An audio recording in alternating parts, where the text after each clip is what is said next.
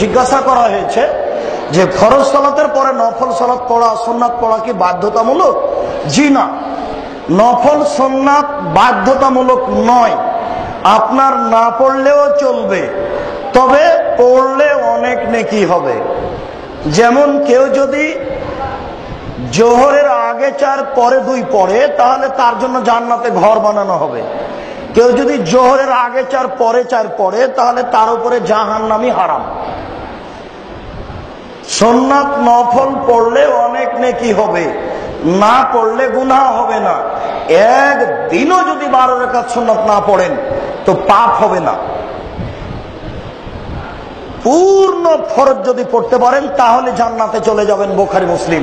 তবে নফল পড়া ভালো, অনেক নেকি হবে। জি, কাজা নামাজ, জি, উমরি কাজা হারাম। ছাত্র জীবনে অনেক নামাজ ছুটে গেছে, এখন মনে করছি যে উমরি কাজা হিসেবে প্রতিদিন 2 রাকাত 4 রাকাত করে পড়ে নি। এটা বিদআত, এটা হারাম। তার মানে কি পড়ছেন এটা আপনার জানা নাই। সন্ধ্যের উপরে সালাত আদায় করা না জায়েজ, হারাম। কাজা কোনটা? ওরে জোহরেরটা ছুটে গেছে, ওটা পড়ে নেন। ওহো, কাল তো আসরের সালাত ছুটে গেছে, এটা পড়ে নেন।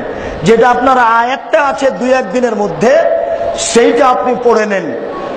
2 বছর 5 বছর 10 বছর পড়েননি, পার হয়ে গেছে, এই নামাজের কোনো কাজা নেই। ওই নামাজের জন্য আল্লাহকে বলতে হবে, আল্লাহ তুমি ক্ষমা করো, আমার ভুল হয়ে গেছে, শুকরিয়া, জাযাকাল্লাহ খায়।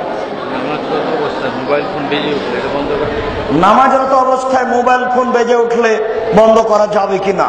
জি, মোবাইল ফোন বেজে উঠলে বন্ধ করতে হবে। দলিল, আল্লাহর নবী হাসান হুসাইনকে কোলে নিয়ে সালাত আরম্ভ করতেন।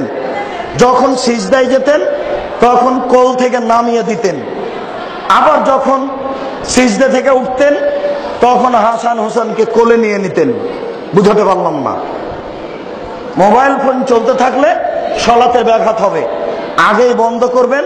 যদি ভুলে গিয়ে থাকেন চলাকালীন বন্ধ করবেন, করাই ঠিক, করতে পারেন, শুকরিয়া। জি, খুব গুরুত্বপূর্ণ একটা জিজ্ঞাসা। সালাতের পূর্বে জোহর, আসর, মাগরিব, এশা নয়তো নুসাল্লি 4 রাকাতিন জোহরে, জোহরের 4 রাকাত সালাতের নিয়ত করছি। নয়তো নুসাল্লি 4 রাকাতিন লিল আসর, নয়তো আনুসাল্লি 3 রাকাত লিল মাগরিব। নিয়ত সশব্দে পড়া হারাম, নিয়ত সশব্দে পড়া কাবিরা গুনাহ, নিয়ত সশব্দ পড়া বিদআত। অন্তরের পরিকল্পনার নাম নিয়ত। ওই যে আজান হলো, ওযু করতে যাবেন, যেটা অন্তরে ভাবছেন এটার নাম নিয়ত।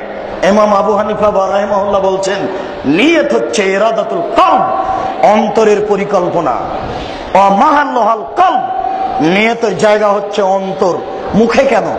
মুখে নিয়ত করলে বেদাত হবে, সাবধান, আর কোনোদিন নিয়ত করবেন না। হাদিস সহিহ হাসান জয়ীফ